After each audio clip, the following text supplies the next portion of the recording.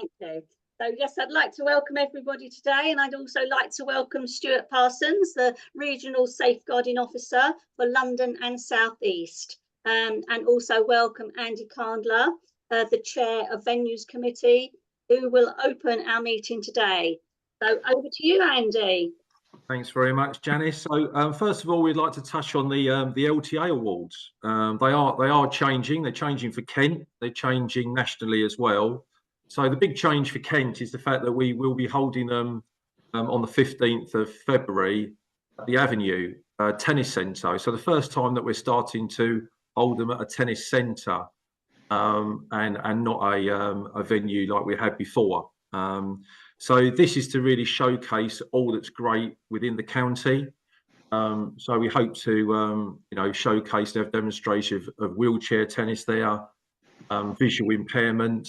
We'll have the county juniors there, and then it will be a networking event. We don't want to take away from the award winners, but we see this as being a really good opportunity to showcase everything that's great within the county. So hopefully the award winners, some nominees, main contacts and coaches will join us in February. So main changes with the LTA Awards is that they've merged the Tennis for All Award and the Connecting Communities Award. So this is now going to be renamed Tennis Opened Up. I think if you remember before, the Tennis for All Awards and Connecting Communities crossed over on quite a few points.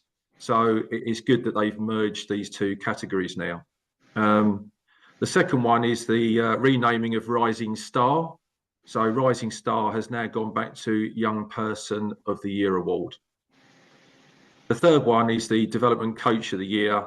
That's now going to be renamed Coach of the Year, with the Performance Coach of the Year, an award keeping its name. So, I mean, the LTA award started in only 2015. Former LTA President Kathy Sabin, OBE, came up with the idea of the awards.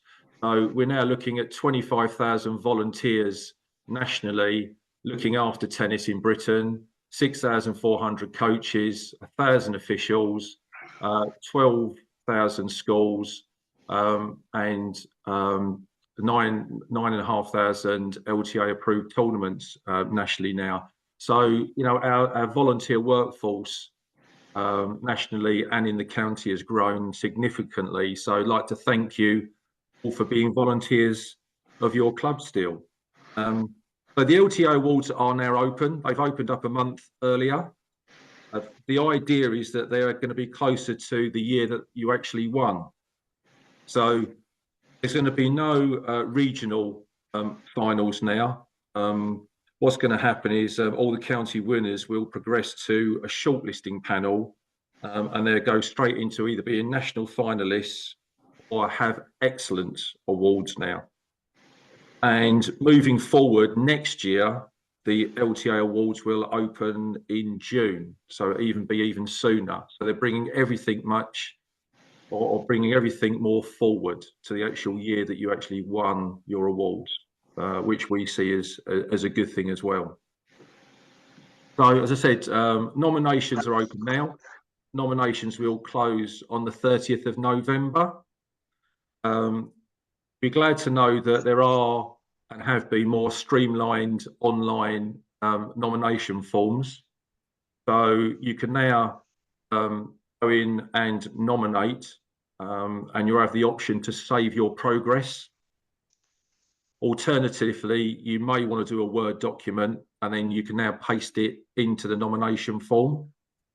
You can just submit the form at the end once you've done it, and we still have the LTA President's Sandy Proctor's video to assist you as well.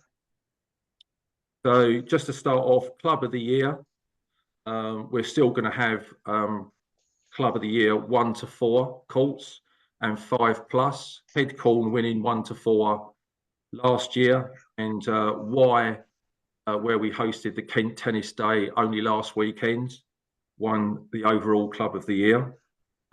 Winning that, you host the Kent Open Day as well. Coach of the Year, That was Sophia Thomas of Martin Dean. So well done to Sophia for winning that last year. Performance Coach of the Year was Tom Martin Jarvis and Max Robinson jointly. Tennis Opened Up Awards. So, as I said, that was before that was shared between Sundridge Park, who had their inclusive paddle. I think you might have been lucky enough to catch a glimpse of James on the BBC. So he went up to the National Tennis Centre and played paddle up there, and that was a short sort of documentary that the BBC showed. And then we had Whitstable as well. Park Venue of the Year was Twistfizz in Eltham. Competition of the Year was the Kent County Champs, which have just gone again. School of the Year, Mundella. University of the Year was University of Kent. Lifetime Achievement Award, Stephen Woodley of Canterbury. Official of the Year was Graham Sylvester. The Kathy Sabin Volunteer of the Year, we all know, was John Ratcliffe with medal. LTA President's Award was Alexander MacLeod School of Abbey Wood. And the Meritorious Service Award was John Darby. So again, well done to all those award winners. So as I said, they're the updates of the LTA Awards. We very much like you to put in your nominations now, spread the word. Obviously, there's great things being done in your clubs at the moment. So sing it from the rooftops, and we'll see you in February at the New Look Awards. John Ratcliffe's put his hand up, Andy. Yeah. Okay, John. Thank you, Andy. Very informative, that, and clear about going forward this year. One question which I don't know if you or Janice or Emma can answer, but I know Keith's on the call, so he might have some input here. It's very disappointing to see that the region has been taken out of the system of putting people forward to the national selection. I say that having sat on this committee over a number of years, the quality of discussion, the in-depth analysis of the counties in the southeast, of the nominations they put forward, and the fairness of the system really did. I thought it was a first-class way of putting forward people to the national body. That now seems to have gone, and everything goes forward to a national team who don't know, in my opinion, what's going on in that particular region. So to me, that's a backward step, and removing counties from the process of this volunteer awards. Yeah, the shortlist panels, John, will be past winners also. So I'd like to think that the county has quite a bit of input into, the national finalists and the excellent awards. It's not all going to be done by the LTA. It will be done by past winners. So I'd like to think that the LTA would ask us in some input, for instance, on the award winners, and we will be able to judge that for ourselves. Yeah, well, that's reassuring slightly. It's a shame, though, that the counties have been taken out of that process. I know maybe in other parts of the country it wasn't as rigorous, but certainly in the southeast, I thought it was one of the best things that I actually attended in my term when I was working for the LTA. No, all right. Thanks for your comments, John. Janet, back over to you, and then I think you want to introduce Stuart Parsons. Yes. So Stuart, over to you now to give us an update. Thank you. It is a pleasure to be here. I'm going to give you a brief overview of what I've been doing this year and about some of my objectives as well, and give you a few facts and figures. First of all, you're aware that you should be aware my responsibilities will be slightly changing because I'll be covering Essex as from the end of the year going forward into next year, and we'll be losing Sussex, and that's in line with our participation team now. So there's a slight change there for responsibilities. So I will be getting used to the Dartford Bridge going across there. So what have I been doing this year? So far as a region, I've conducted 64 safeguarding reviews of club venues. And those reviews are two types of review, and I'll explain a bit more about that later on. Within Kent, I have visited 12 venues, of which I have to say none are on action plans, all appropriately engaged. So that's a real positive. I wish all the counties were like it.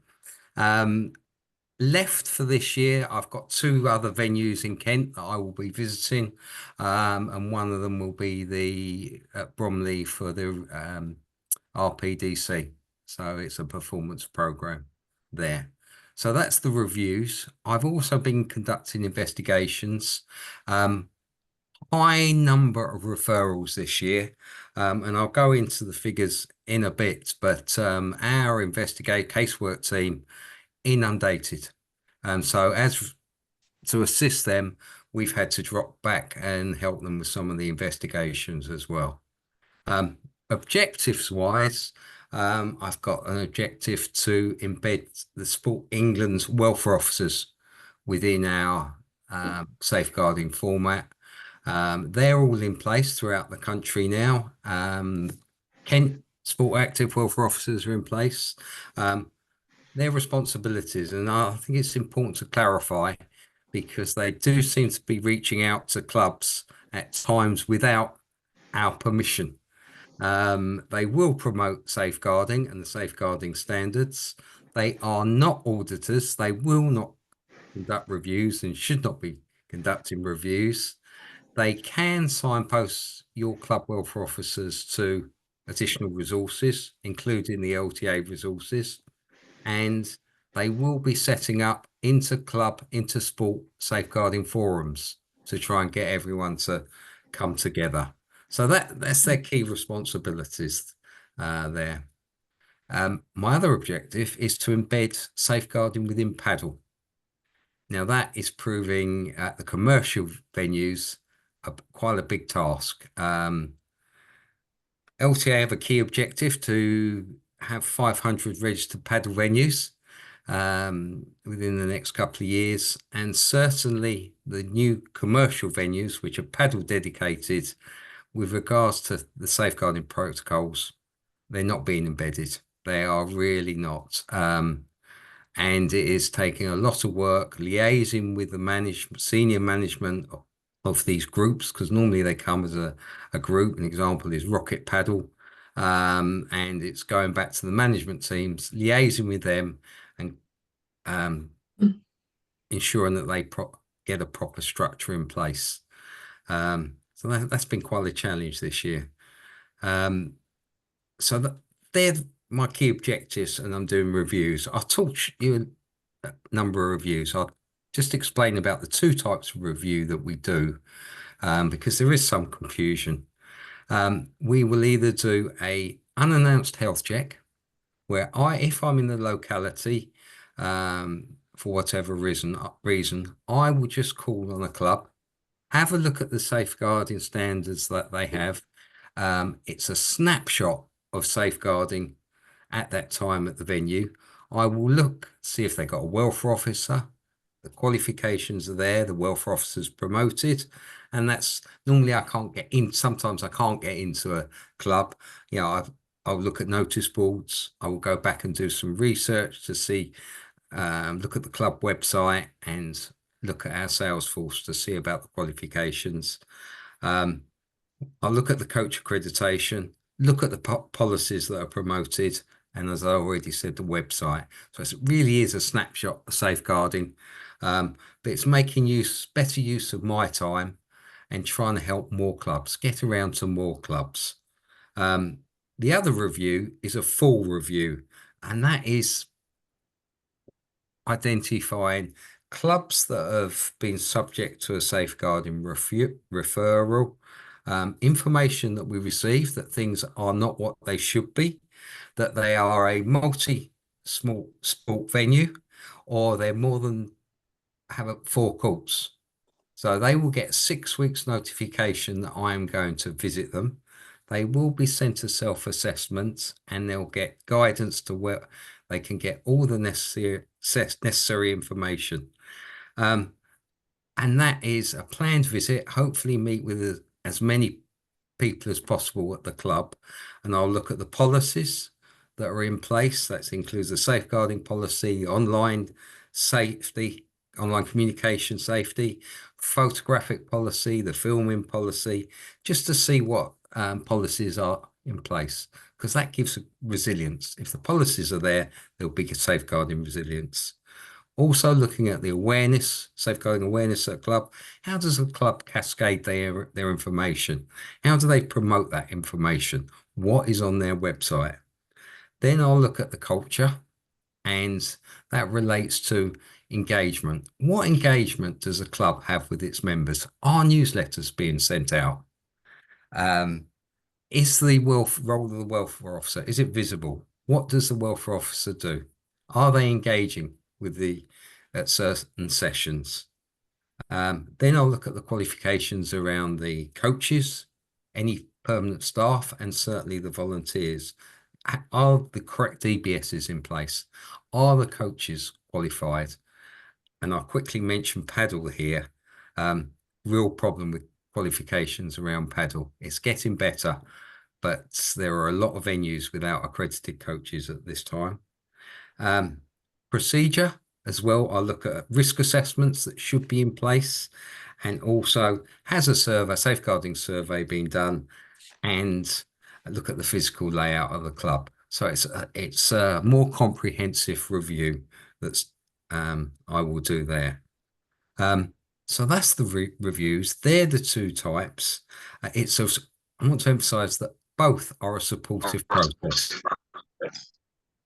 Certainly, there are no clubs at this moment in time in Kent in action plans, which is a real positive. I always get a good welcome from clubs in Kent. Sometimes in the smaller communities, there's a little bit of reluctance because I understand it. There's a lot of IT issues. Lots of forms have to be downloaded there. Where can clubs find the information?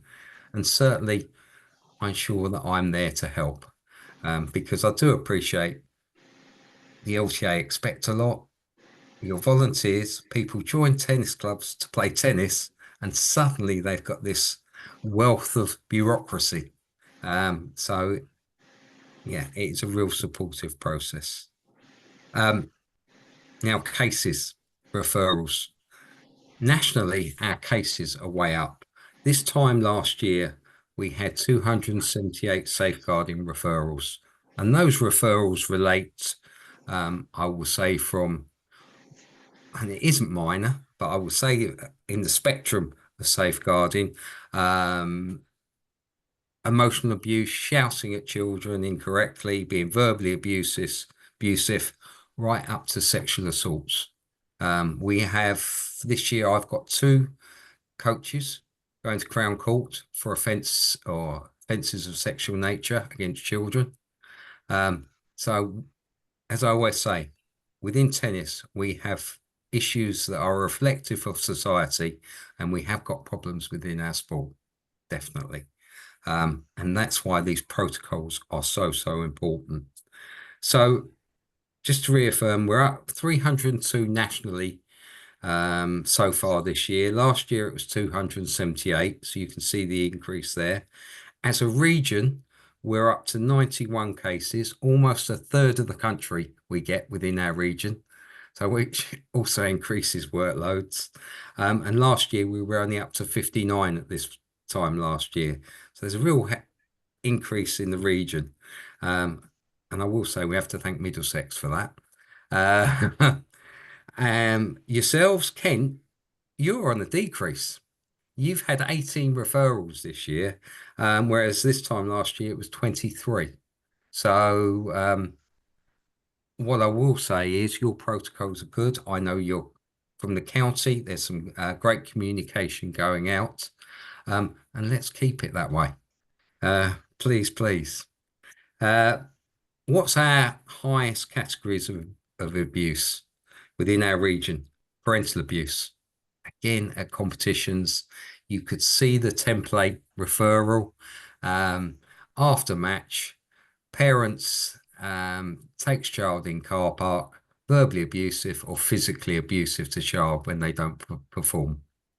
And we get so many of those type of referrals. Coaches breaching the code of conduct, those referrals are on the up. And again, it's around education of coaches. They are forgetting their professional boundaries. They are indeed. I had last week a coach taking a 13-year-old girl to have her ears pierced. And you just think, why? And then when you look into it, there was a process of grooming, ingratiating himself with the family. And as I said, we still have those issues. Breach of the code of conduct as well. DBS, coaches, we've got to ensure that their integrity remains. And when they get their DBS, or during the period of DBS, because the DBS is only as good as when you get it, within the last 3 years, if they have a misdemeanor, and things go wrong in life, drink driving, for instance, there are domestic violence issues, or there's drug issues that become apparent in DBS. And when we see them, we take a serious point of view because they haven't told us about these incidents, and they should be reporting us, because it doesn't mean it's the end of their career, because we can arrange professional risk assessments. We can work with those coaches and say, look, let's get your career back on track, and there's support. But a lot of the coaches are not revealing their convictions. And social media, again, that's emerging amongst youngsters at clubs. It's not before there was a rise with coaches, their abuse of social media and talking to children without parental permissions, but we're getting a lot of images that are being exchanged between teenagers. And then, as I always say, if you're going to send an image, it should be one that you'd send to your mother. And we're certainly not getting those types of images. And there is bullying apparent as well, online bullying between children at clubs and at competitions as well. So, there's some education that we certainly got to do there. That is a quick run through of what I've been doing, the state of play of safeguarding. I hope you can see that we've been busy. We do have issues. We are doing a lot around prevention as well, and education and videos that we're going to roll out. And also to say we're here to support you guys. I certainly feel you need support. And you are. There's a lot of many volunteers. And I always remember that. Very important. Any questions? Yeah, can I start off, Stuart? Yeah. One that cropped up at our committee meeting last night was around photographs. Yes. So we asked parents if we can take photographs. We recently had our finals date, and we had a club volunteer who came up and took some photographs. We had the tick box that said we could use those photos, but the SD cards, or if their photos are taken on someone's phone, what should happen after that? Because in theory, those photographs are taken, they're on someone's phone. How do we go about getting those deleted? Obviously, we can ask them to be deleted, but the club's got no idea. Or if they're done on a digital camera with SD card, should we be requesting that SD card from that volunteer to be back into the hands of the club? You've got to do what is reasonable, and you've come up with all the reasonable requests. Safeguarding is about being reasonable, giving some forethought to issues that arise. Can you do any more than that? You can't enforce the receipt and the taking of cards. Certainly as an accountant, if you've got that product, then after a reasonable amount of time, I would just delete what is on those cards. And a reasonable amount of time, I would suggest, is a season. So a common sense approach, Yeah, basically. definitely, yes. Because there's no enforcement around saying you must give us this. Yeah. And Yeah. if you ask that, you can never be questioned for asking question. You can never be criticized for asking the right questions. If something went wrong at a later date, you can say, I did this, I did that. And if you've got any risk assessments that you're completing for a competition, add it onto the risk assessment and say, filming and photography, request for storage items, and use newsletters as well to ask the product to be destroyed. Then you've done everything that you can do. Just one more before I put it out to everybody else was schools festivals. I've noticed that there's a lot more parks and clubs that are opening their doors up to school festivals this year, which is fantastic to see all those kids on the courts. But it's more around, is it the club's responsibility for welfare or the school's responsibility for welfare at that point? It's a joint where there should be communication between the two. Certainly the school should have all the correct, they're normally very, very good, as you would expect, have correct protocols. If a club were involved in, say, a competition at a parks, there should be a sharing of information, sharing of risk assessments, and the sharing knowledge about the qualification of any supervisors, their involvement with children, coaches that might be there. Yeah, okay. All right, thanks very much. Yeah, I'd like to throw it open to everybody else now. We can have a bit of an open forum. So if anybody else has got any questions regarding safeguarding, please have your hand up and ask away. Put your hand up. You're on your mute. Thank you. Yeah, thank you, Janice. Just a bit of information for Janice. Caroline's also on this call. You might see her flying around in the background. She's listening as well, so add her to your list. Right, two observations first of all. Stuart, a fantastic presentation. I thought you hit it absolutely on the nail there. My professional observations as a past head teacher is that very often in sports clubs and in any organisation, you get what I call the sleeper. The person who will come into an organization and sit there for a number of years, inactive, just watching and waiting, and then all of a sudden something happens. So in tennis clubs, we always have to be aware. And it's very pleasing, Stuart, to see those figures. I think in Kent, we have addressed this issue and are on the whole, very aware of what's happening and try and get on top of things before they develop. I know we've had a couple of incidents at Shooters Hills over the years, and I think we've dealt with them very well inside the club and help the parents in terms of moving forward in that situation. The other thing I'd just like to ask you, Stuart, in going into what I call the multi-sport organisations, particularly because paddle is being drawn in to those, do you think that tennis is well placed in terms of what it's done in safeguarding, in terms of sport in general? My involvement with the Football Association in the past, it was horrendous. They had certainly not got hold of it. They're getting better, but nowhere near as good as I think tennis is. Is that your opinion, going around different organisations? I can actually validate your thoughts. I am the liaison with Sport England. I go to their project team meetings, and I can tell you without question that we are seen to be at the forefront of safeguarding in sport. We can't rest on our laurels, that's for sure. But certainly with our reviews that we do, our engagement with clubs, our education that we're doing, we're the only sport to have an annual safeguarding conference, which is coming up in October. I'll promote that while I'm here. Where we've got only over 507 attendees, I saw this morning, from around the country. So we can't rest on our laurels, but we are very well placed. And there are a lot of clubs, a lot of sports, such as Squash England, for example.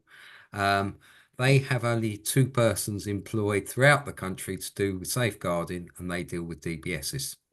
So it is about resources. The LTA invest a lot of money in our team with supporting what we do, supporting our training as well, our ongoing training. So we are well resourced. We have a team of 10 total with us, which is on a par with football. They're the only ones that have more than that. But we're different in that we do go visit clubs. We are engaging with people all the time. So yeah, to validate what you're saying, we are at the forefront, and it is recognised by Sport England. Judy, did you have a question you wanted to put to Stuart? Yes, please. Yes, Okay, please. Can Judy. you hear me? Yeah, we can hear Yes. you, Judy. Hello, Stuart. I'm Judy Evans from Old Wilsonians in Hayes. Hello. Hello. Our safeguarding policy states that children under 13 who attend Yep. coaching sessions at the club must be delivered and collected after the session and not allowed to go home unaccompanied. One parent has written to us to give has given written consent to her child aged 11 to that he should be allowed to walk home on his own. But obviously this is against our policy, and I've reminded her of that, but wonder if you had a view on the age group that we've set. As an organisation, we say 13, in line with your policy. And we've taken that from a regional perspective, a national perspective as well. I do understand that children will walk to school from age Yes. 11 and younger, and it does cause conflict, and parents will not understand the issues around it, and they will say, look, my child's walking to school, I feel quite safe. So there is that conflict. If your policy states that, then the parent, you need to, I would suggest that you stick by your policy. It's supported by LTA guidance. And if you want to send me an email, I can send you that guidance. Because if you start detracting from that. Yes, you don't know where you are, do you? Exactly. Yeah. Most clubs are 13. Thank you very much, Stuart. That's reassuring. Stuart, sorry, Craig Allen. Hi, Craig. Red, how are you? I'm just going to play devil's advocate to that as a coach. So I'm the coach taking, say, the group session. Yeah. That parent then says, logistically, I cannot pick my child up, so I'm going to have to remove them from the coaching program or coaching from that with that coach, and they won't be able to do that session because I cannot pick them up. Is it not okay that you've got written proof where consent has been given by a parent that their child is allowed to walk home? And if anything was to happen, that obviously you've allowed that child to go because you have that from the parent. Just playing devil's advocate as the coach. No. I understand these issues rise all the time. If you can cascade responsibility in safeguarding, then cascade it. It is the decision of the club and the coach, and it's about sensible conversations, and it's about locations. I can think of some rural locations that are dark at night, there's no pavements, etc., and you think, no, this isn't right. Inner city areas where there's good communication, or there's other parents that can give lifts with permission, then it's on a case-by-case basis. We have that policy in place that children should not be at a venue unsupervised under the age of 13. But that's only guidance. And so, yeah, it's all about adult conversations and cascading responsibility and getting validation.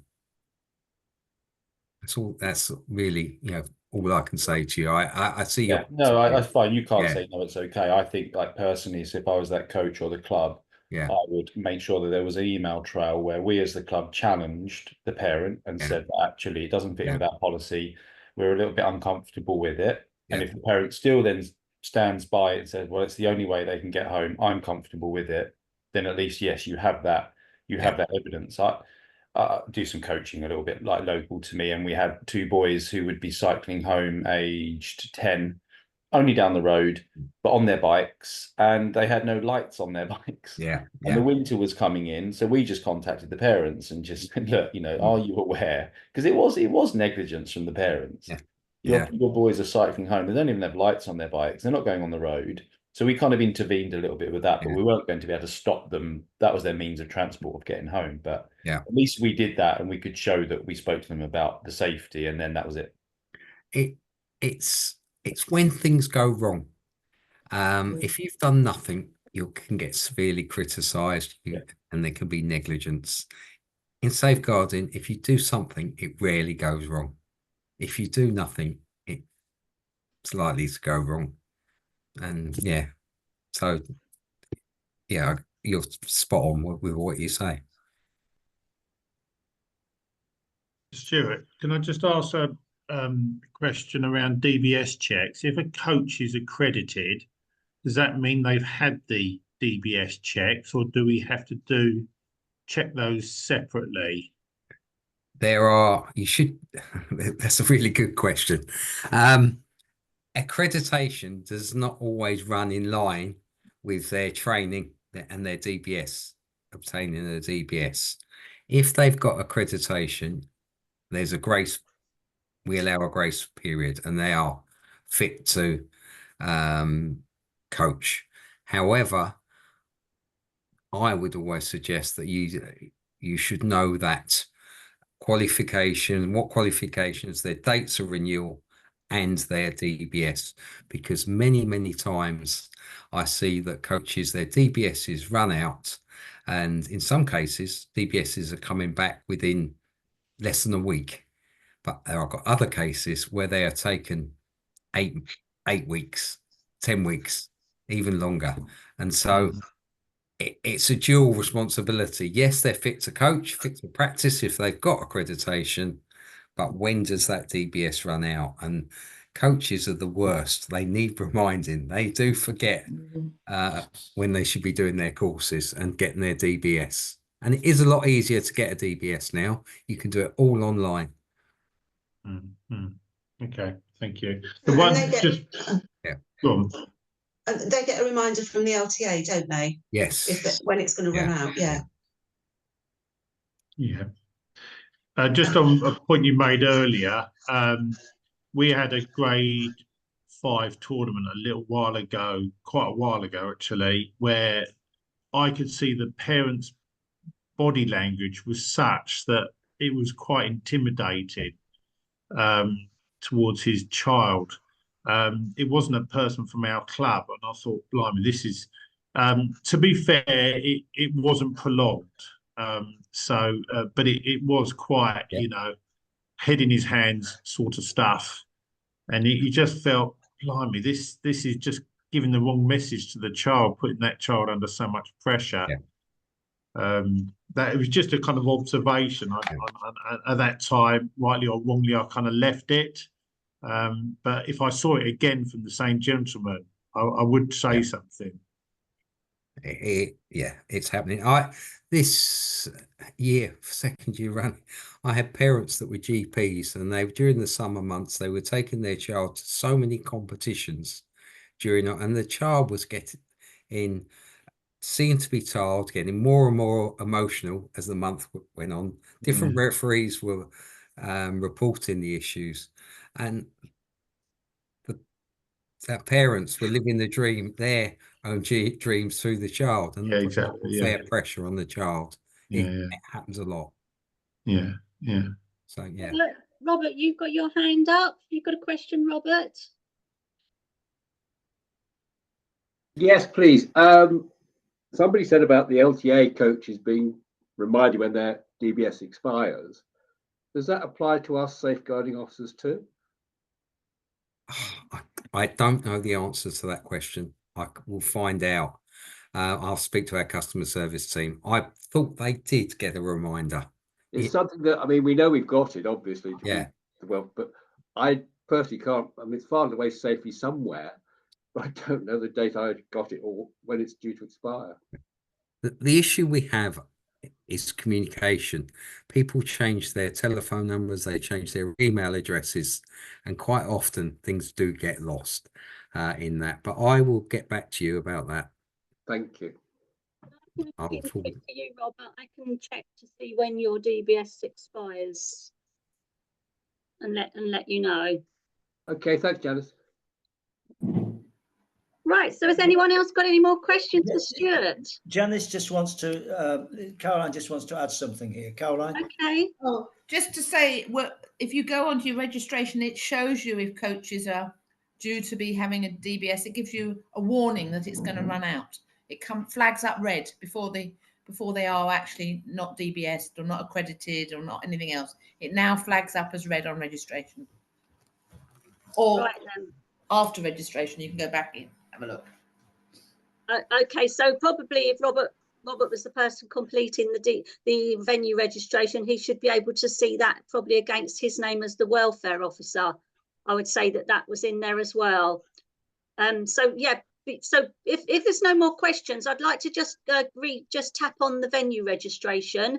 Just a quick reminder, if you could log into your portal, your venue registration portal, and check your coaches to see if they're accredited, to see if they're expiring, when they're due to expire. Venue registration should be opening in October. We haven't been given the date as yet, unless Stuart knows otherwise. So if you could just do some spot checks now. If I get time over the next couple of weeks, I will try and download the spreadsheet and have a look at welfare officers and prompt people that do need to update them. But in the meantime, if you could log in, those of you that are club main contacts or got admin access. So if has anyone got any more questions for Stuart? Stuart, just one around park activators actually, because as I understand it, park activators have to work in pairs at new parks to offer the free park tennis. And it's an interesting one because normally welfare officers are often seen by tennis committees and then put forward to be a welfare officer because they feel comfortable that they've been involved in the tennis club for a number of years. They feel comfortable around them, and then they approach them to be a welfare officer. Yeah. But with park activators, it seems that anybody can become a park activator. So I just wonder what your take was on that, really. You've hit on that. We have got park activators. We've got many unknowns coming in within tennis. We are trying to be more robust when our marketing teams are selling the products that these park activators can be involved in. And there are new guidelines just come out with regards to them having DBS and safeguarding training. You've got great awareness. There are issues there because there are people that are unknown. There is funding going out, and it's something that we recognise, and internally within our systems we are putting some intervention around that. So very astute. Yeah. Yeah. No, brilliant. Thanks very much, Stuart, and thanks for no problem. coming on this morning. Any more questions finally for Stuart? No, thank you. No, thank you for letting me speak. Yeah, really appreciate it. It's a real positive factor that I have engagement with you guys. So thank you. Yeah. When can we expect your face to emerge at clubs? Basically, is it every 2 years, 3 years, or whatever? Honestly, we had a key objective when we started this in 2018 to get to every registered venue in the country. Within London and the Southeast, we're probably 2/3 of the way through. So we try and get every 3 years to visit a club. We're not reaching that target. However, clubs that come to notice, the more prominent clubs, yes, we are going to keep to that period. And that's another reason for the unannounced health checks that we can get around and just have a look and see what the state of safeguarding is. Yeah, no, thank you. Dennis, back over to you. What have we got next? Yeah, so thank you, Stuart. I'm going to leave you guys. Okay. Thanks, Stuart. Thank you ever so much. Thank you, Andy, for the update on the LTA Awards. So over to now, we're going to pass over to Craig Allen, who's going to give us our first bit of good news. Over to you, Craig. Have you made me a co-host? I have, yeah. I'll just share this because it's nice to have a little visual. Hi everyone. So on Sunday we had our Kent Tennis 8 and under and 9 and under open day that we have every year. All the coaches in Kent will receive an email from me around about June or July where they're invited to nominate their players to come along to this open day. We hold it every September with a follow-up date in October.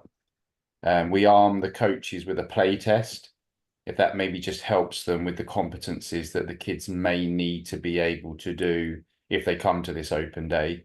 But really the open day is about getting as many children coming along from around the county, from a variety of clubs, to come and experience a different session with the county coaches. And then from there onwards, we will invite players back to come along and be part of the monthly programme until June the following year. So we held it on Sunday, and I'm pleased to share these stats with you. We received 115 nominations from 19 different Kent clubs, and 105 players aged 5 to 7 years old attended the day. And we had, I just think it's worth mentioning that we had 5 additional Kent club coaches who gave up their time for free. It was really good of them to come along. Yeah, they gained valuable experience in understanding awareness of standards and put in a huge effort on the day. What I should have added there is that within the 8 and under open day, I held 15-minute parent presentations as well. So we had sessions at 2 o'clock, 3:30 and at 5. So on each of those time slots, I took all the parents down onto court and just did a 15-minute presentation on what Kent Tennis is, who we are, the tennis pathway, and what's available to them through Kent Tennis. And then on the same day, we had the 9 and under open day. So we had 34 players aged 8 years old. And these players are invited more through seeing them last year in the 8 and under programme, LTA recent form lists with their competition, and in some cases a coach nomination. So 140 children were seen on Sunday aged 5 to 8 years old. That's now our highest number that we've had. 19 different clubs, and I'll share with you now. These are the clubs that sent the players this year. There are 4 new clubs this year: Spencer Square in Ramsgate, Iton, David Lloyd Kings Hill, and in Rochester.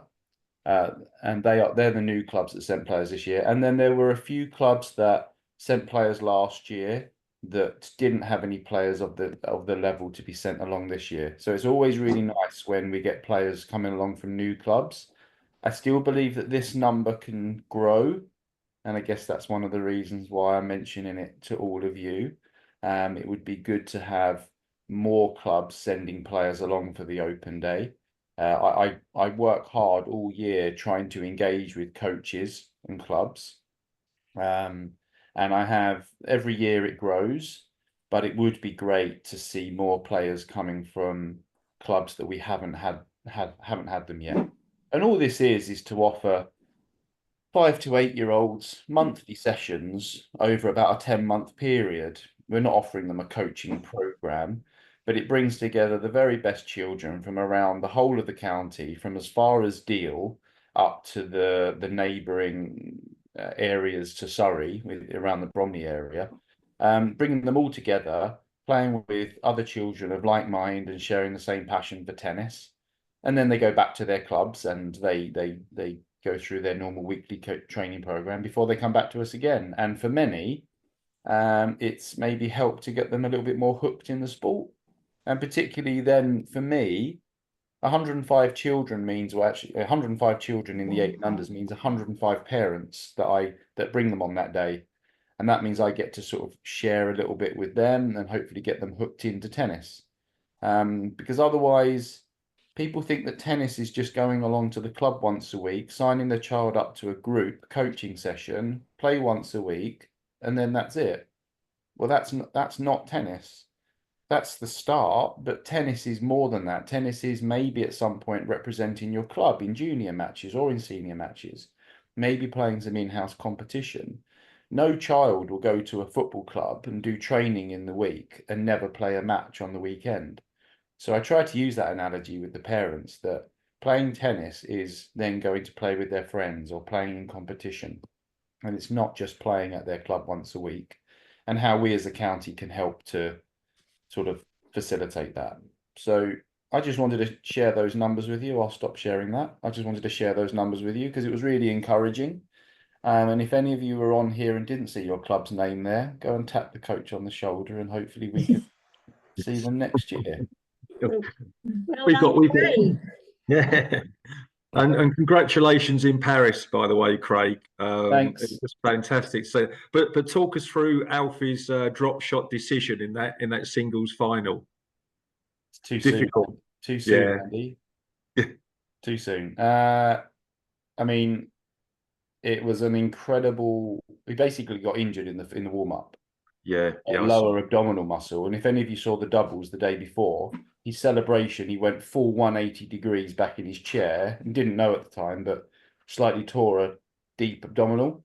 And Right. in the first game, he came over to me, and I can't tell you what he said.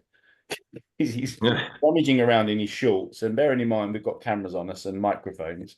And I was like, "What's the problem, mate?" And he's like, "Well, I can't really do anything about this at the moment because it's kind of in a difficult area." So a female physio came on and took him off to the toilet to try and find out what was going on. And it then didn't hinder him after that, but it was an incredible match. 15,200 people, packed Saturday. You could have been watching Nadal and Federer or Djokovic, and he took us on this journey for about an hour and a half where he thought, hang on a minute, he might do this. And he missed by an inch.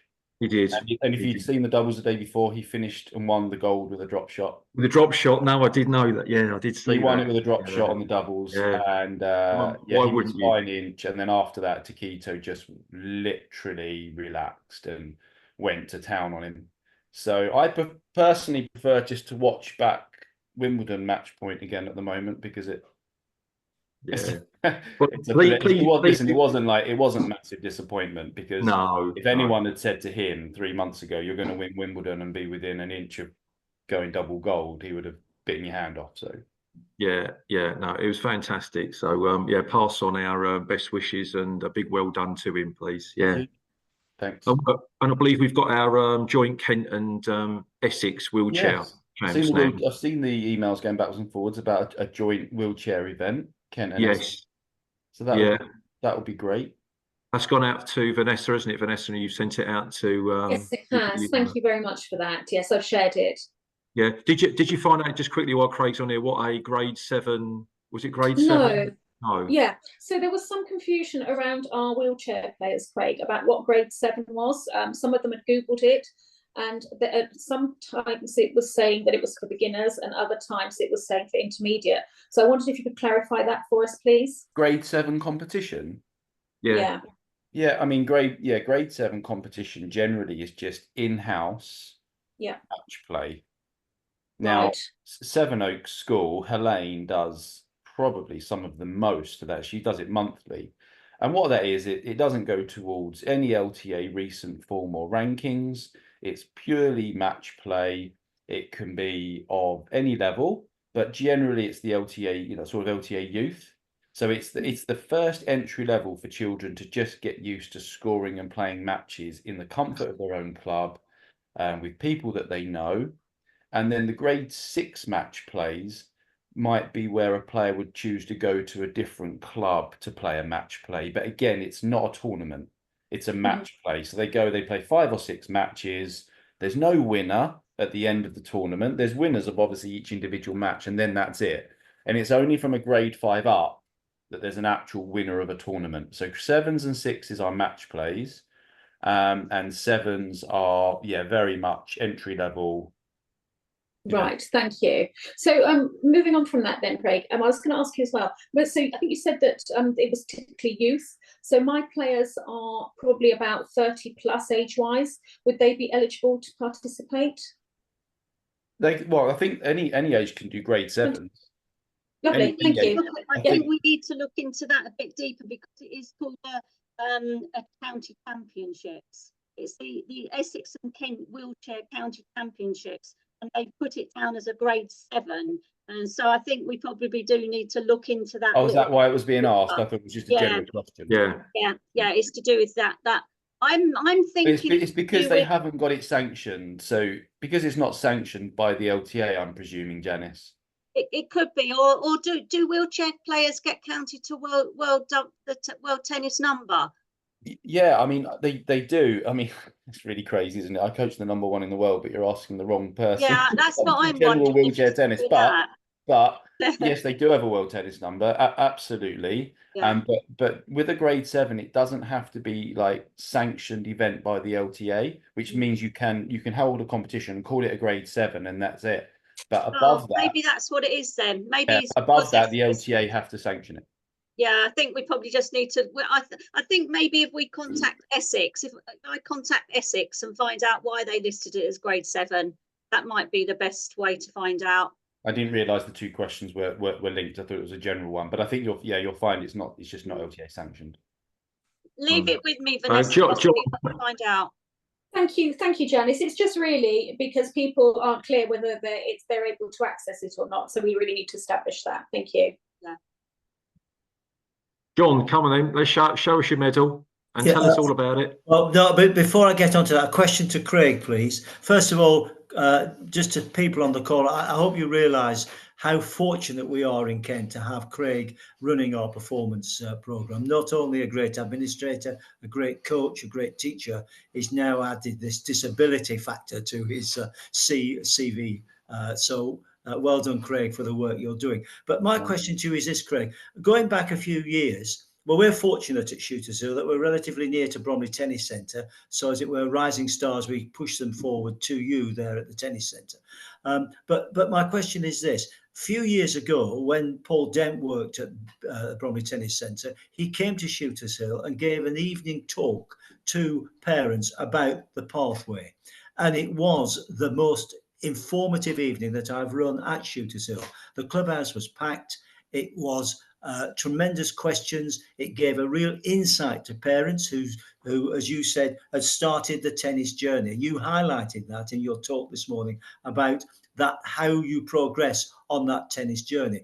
I was wondering whether you've given any thought at Kent to having a structure whereby not necessarily you, but other people in the performance organisation can put themselves forward to come out to clubs and to give an evening where they can address parents on that pathway.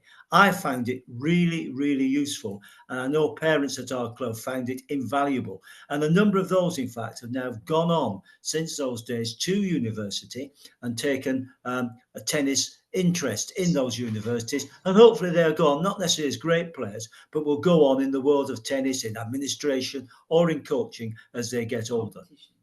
So, I mean, presentations that take place so far would be the presentations that take place at the 7 and 8 and under open day. That's a start. Then after that, I often do a second presentation once players are in the programme, a follow-up presentation to the same age group, which gives another layer about the tennis pathway, and I go into a little bit more competition. Then if players are invited into LTA regional camps, their parents then get another layer of presentation there about the pathway in tennis, the performance pathway. And then what we've done in Kent Tennis in the last year is we've brought in UK university and US college experts to talk about the pathway from a 14, 15-year-old going into further education and continuing their tennis. So probably across those presentations, it would cover it. But in terms of one person coming in and delivering what a full tennis pathway could look like. I mean, as you know, John, there are various ways that you can go off and come back in. It's not just one straight line. No, that's probably not something that's really been done that much, because that would take a lot of preparation. But I'd be interested to know what it was that Paul did some years ago, and what on what platform he did that. Right. What? Just very quickly, and I don't want an answer to this, but what he did was that he came to talk to parents, basically parents. They had the children with them, but parents, to give them some idea of what the route way was in tennis, because a lot of these children come as under fives, under sixes, under sevens into the club, playing tennis for the first time. The parents have no idea. Maybe they were footballers or squash players or whatever. They've no idea about how tennis works. And it was to give them an idea of what was possible. And then they buy into that. Well, that's what I did on those 7 and under presentations, was exactly what you've said. It was to say to the parents, this is tennis. And this is what your child can do. Can your child now play twice a week? Can they have regular coaching? Can they play some in-house competition within their club? Then they're playing the sport. And then we may get more that are hooked into going to different clubs and so on. So there's definitely something in that, John, in that there could be something put together to send out.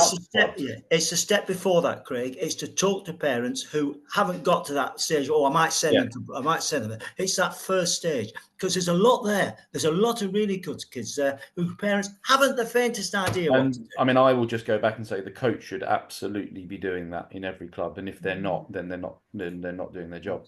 Okay. The coach, I mean, absolutely, each individual club coach, if they want to better their programming and get the parents to understand the pathway, every individual club coach should be doing that for sure. Yeah. But it may be something that we as the county can help with. Yeah. Yeah. Good. Are you going to show us your medal now quickly, John? Because we're over time. So what colour is it, John? Bronze? It'd be good if people. Right. Okay. Well, what a fantastic! Can I say to all those who were involved in this? I moved the wrong way. Those who were involved in the Kent Day. Why? From the club itself to all the administrators there, and to you, Andy. What a all the volunteers, so many volunteers there. What a fantastic club. No doubt worthy winners of the Kent Award. And what a day they put on for everybody. I brought my wife, her sister, my granddaughter, who was cheering on the sidelines at the age of 3, and then made another presentation to me afterwards of the medal.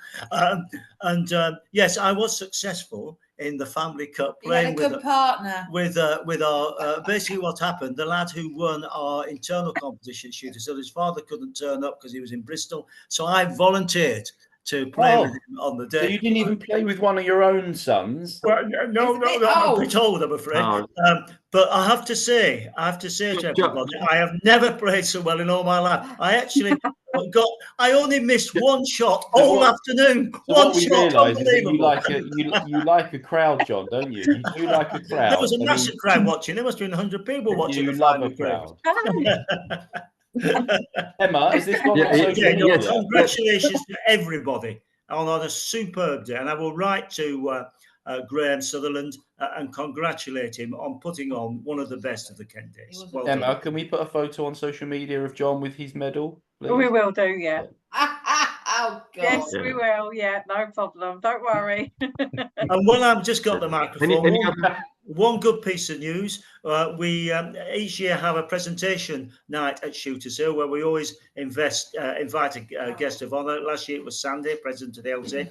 This year we've invited one of the internal councillors.